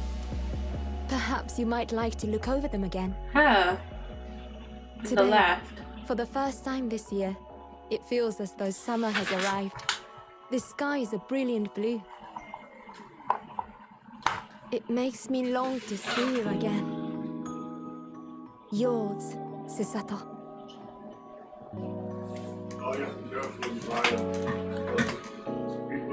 God, I love Psssttt, man. She's a great character.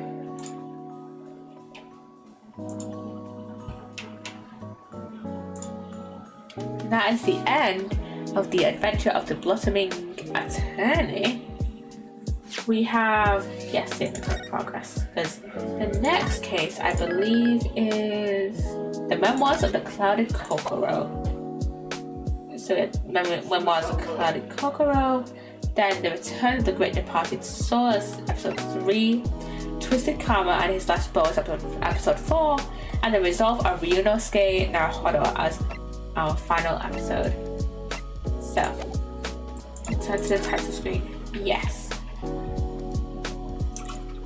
That is the end of this stream. We're going to be streaming for just over 2 hours. So like a decently average length of stream. But yeah, next week we'll be doing the second case in Dual Destinies. Well, I call it Apollo Justice Dual Destinies, but technically it's Phoenix Wright Dual Destinies. But who cares? Who actually cares? And who actually cares? It's in the Apollo Justice trilogy, so I'm gonna call it Apollo Justice. Apollo Justice Dual Destinies. Anyways, guys, anyways, we're gonna go raid Spanky Rambles after this ad ends. So let's go to the raid screen. Hope you have enjoyed my stream. Hope you enjoyed this stream today. And I shall see you guys tomorrow maybe for an Oswick stream. And then Wednesday might be a sim stream, and then I know definitely we'll be streaming next Friday, Dual Destinies. So yeah, gonna go raid Spanky. Bye bye guys, bye bye.